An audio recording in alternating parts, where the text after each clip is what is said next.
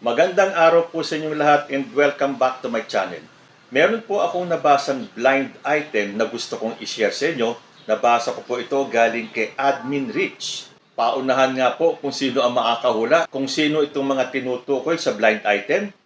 Sabi po dito, nagkasagutan daw yung dalawang leader ngayon ng kabilang kubol dahil sa pag-endorso sa ibang senador na wala sa kanilang pikit. Lumaki na daw ang ulo ng isa at sabi pa ay kaya niyang manalo sa 2028 bilang Pangulo at ilalampaso daw yung babae na ambisyosa din na gustong maging Pangulo. Away-away na dahil sa kapangyarihan at salapi. Dahu. Sa isang post pa, nakalagay, so, tinatraidor na daw nitong pro-China yung isa rin pro-China. Mag-aagawa ng trono sa pagkapangulo sa 2028. Grabe, ang layo pa pero nag-aaway na. Lalo daw lumaki ang ulo ng isa dahil number 1 lagi sa survey, kaya naman siya na daw ang magiging kandidato sa pagkapangulo sa 2028.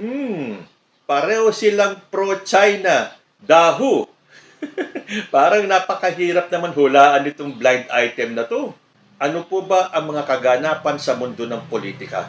Sa ilan mga resulta ng survey firms sa senatorial preference lineup para sa May 2025 elections, naglalaban po sa pwestong 1 and 2 si Erwin Tulfo at si Bongo. So may mga times na number 1 si Erwin Tulfo at lately nagiging number 1 na din si Bongo. So si Bongo kaya itong tinutukoy sa blind item na to, na dahil number 1 lagi sa survey, kaya naman siya na daw ang magiging kandidato sa pagkapangulo sa 2028 at lumaki na daw ang ulo nung isa at sabi pa na kaya niyang manalo sa 2028 bilang Pangulo at ilalampaso daw yung babae na ambisyosa din na gustong maging Pangulo. So, away-away na dahil sa kapangyarihan at salapi. So, maaaring si Bongo, maaari din namang hindi si Bongo ang tinutukoy dito sa blind item. Siguro coincidence lang, no? Pero sino pa ba ang ibang naging number 1 sa pagkasenador? Ang layo pa ng 2028, ito nga nagbabangayan na sila. Sino naman kaya yung babaeng tinutukoy dito sa blind item na to? Na nag-endorso ng mga kandidato na hindi kasama sa kanilang pikit. Hanap nga po tayo sa social media ng balita kung sino itong babaeng ito na nag-endorso ng ibang kandidato na wala sa kanilang pikit. Pero late last year po, ayon sa ABS-CBN, Sara Duterte says no Senate slate endorsement for 2025 elections so far. So sinabi naman so far eh. Kaya lang ang sabi rito, mag-i-endorso si Sara Duterte ng mga regional candidates, hindi po sa national. Dahil ang katwiran ni Sara Duterte, sa ngayon wala akong Senate slate. Wala akong senators kasi nga sabi ko, nakatutok kami defending the OVP.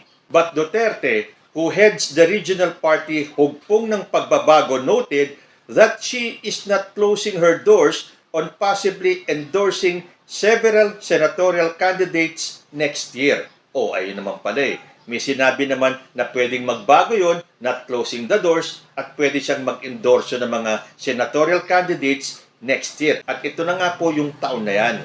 So, sino ba ang mga inendorso ni Sara Duterte na hindi kasama sa picket nila? Galing naman sa GMA News. Ayon kay Sara Duterte, Amy, Camille share common vision with PDP Laban Bets. Vice President Sara Duterte said that the 12 senatorial candidates whom she supports for the 2025 midterm elections share a common vision for the country. Sara Duterte was referring to the 10 official candidates of Partido ng Demokratikong Pilipino Lakas ng Bayan or yung PDP Laban, which is chaired by her father, former President Rodrigo Duterte, with the addition of presidential sister Senator Amy Marcos and Alianza Bet Las Piñas Representative Camille Villar. According to the Vice President, the 12 candidates are united by a common vision of a peaceful and prosperous Philippines. This vision is solid enough to break through the walls of the existing political division in the country, sabi pa ni Sara Duterte. So malamang ito yung ikinagalit ng isang leader ng PDP. Una, sinabi ni Sara na hindi siya mag-i-endorso ng mga senatorial candidates. Although sinabi nga niya na pwedeng magbago ang isip niya. Ngayon nakita naman na natin na in-endorso na ni Sara Duterte si Bato de la Rosa and I think pati si Bongo and also Amy Marcos and Camille Villar. Bakit ba kasi kailangan pang kumuha ni Sara Duterte ng mga kandidato sa alyansa? Okay na pabayaan na natin si Amy Marcos kasi noon nagdududa pa tayo, namamangka sa dalawang ilog, doble kara. Yun pala, mula umpisa, itong si Amy Marcos ay hindi doble kara, hindi rin namamangka sa dalawang ilog. Binubudol niya lang ang mga loyalista to think na siya ay maka-alyansa or maka-BBM, na hindi daw sila maghihiwalay ng kanyang kapatid dahil nanggaling sila sa iisang puno. Pero dahil sa pagkakaaresto kay former President Rodrigo Duterte, ay hinubad na ng tuluyan ni Amy Marcos ang kanyang maskara at winagayway na sa buong Pilipinas at sa buong mundo na siya ay isang solid Duterte admirer and supporter. So okay lang, bayaan na natin yan. Gusto ni Amy kumampi sa kampo ng kadiliman, di okay lang. Sino ba ang matatalo? Ang pinili mo, dilim. O ito rin ang pinipili ni Camille Villar ngayon. Hindi ba para namang gumagawa ng intriga itong si Sara Duterte? Sino tuloy ang naiipit? Eh di si Camille Villar. Hindi ba dapat hindi na lang niya inendorso si Camille Villar? Although sabi niya, meron daw kasing common vision itong mga ito. Yung mga PDP laban candidates at si Amy at si Camille. Ano kaya ang kanilang common vision?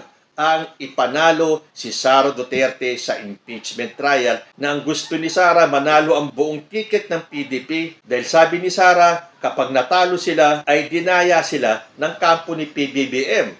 Dahil sabi nga niya, desperado ang kampo ni President Bongbong Marcos, sukdulang umabot sa pandaraya para lang daw manalo ang ticket ni PBBM. Eh nakikita naman natin sa halos lahat ng survey. Kulelat po ang mga kandidato ng PDP laban at ang pumapasok lang itong si Bongo at si Bato de la Rosa. At dahil nanganganib si Sara Duterte na matalo at makonvict sa kanyang impeachment trial, kailangan niya ng mga senador na kakampi sa kanya at boboto para sa kanyang acquittal. Sabi nga dito sa balita sa Business World, Vice President Sara Duterte Carpio's endorsement of a senatorial candidate in the midterm elections signals her bid to shore up support in the Senate, which is set to convene as an impeachment court where she faces ouster. Sabi ni House Deputy Majority Leader and La Union Representative Francisco Paulo P. Ortega V, it is no longer surprising that our Vice President has changed her stance on endorsing Senate candidates. We all know that the impeachment trial is approaching, so it's only natural that she is seeking allies. The Vice President, who had ruled out endorsing Senate candidates for this year's elections, backtracked by backing Senator Maria Imelda Amy R. Marcos weeks after her withdrawal from the administration's Senate ticket. Kaya nga nabuo yung kanilang tandem na itim. Ms. Duterte was also seen alongside Las Piñas Representative Camille A. Villar, also a member of the administration's Senate ticket. So hindi ko alam kung nagsusuicide itong si Camille Villar dahil siya na nga ay pinagdududahan ng taong bayan na balingbing or doble kara dahil ang pamilya niya ay maka-Duterte, tapos siya ay sumama sa alyansa, tapos ito magpapa-endorso kay Sara Duterte. So kapag natalo si Camille Villar, alam na po natin ang dahilan. So hindi kaya si Sara Duterte yung nasa blind item? So nakakagulo na sila dahil sinasabi na lumaki na daw ang ulo nitong si Bongo at handa ng kalabanin at ilalampaso pa daw niya itong si Sara Duterte sa 2028 elections. Meron kasing naglabas na quote card. Sabi dito, OMG, Bongo nagbistadong nagbayad ng 100 million sa survey firm. Bongo, binili ang survey company sa halagang 100 million para magkalat ng peking survey. So ang sinasabi naman ng iba, hindi na daw kailangan ni Bongo na magbayad sa survey firms. Pero alam po natin kasi yan, na conforme sa nagko-commission sa survey firms. At syempre, kung ikaw ay magpapakomisyon ng survey, magbabayad ka. Sabi naman nga ng iba, hindi na daw kailangang magbayad ni Bongo dahil sa Malasakit Center ay kilalang kilala itong si Bongo. Ang nakakalimutan ng mga nagsasabing kung hindi dahil kay Bongo at yung Malasakit Center, mahihirapan sila. Alam naman po natin na ang Malasakit Center po ay hindi naman pag-aari ni Bongo. Oo, siguro isa siya sa mga nagtatag ng Malasakit Center, pero ang pondo po ng Malasakit Center ay nanggagaling pa rin sa gobyerno natin. So hindi na tayo magtataka kung bakit may mga balitang nagsisirculate na itong si Sara Duterte at si Bongo ay hindi po nakakasundo at diyan sa Duterte Cup may dalawang paksyon. Yung paksyon ni Bongo at yung paksyon nitong si Sara Duterte. So uulitin ko pong basahin yung blind item. Sabi po dito, nagkasagutan daw yung dalawang leader ngayon ng kabilang kubol dahil sa pag-endorso sa ibang senador na wala sa kanilang picket. Lumaki na daw ang ulo ng isa at sabi pa ay kaya niyang manalo sa 2028 bilang Pangulo at ilalampaso daw yung babae na ambisyosa din na gustong maging Pangulo. Away-away na dahil sa kapangyarihan at salapi. So, tinatraidor na daw nitong pro-China yung isa ring pro-China.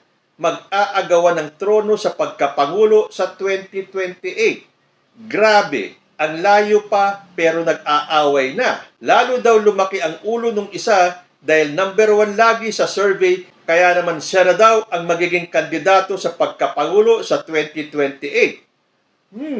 Pareho silang pro-China. The Who? Kayo po, sino sa tingin ninyo ang tinutukoy dito sa blind item? Comment lang po down below and I will see you in my next video. Diyos, ti Agnina.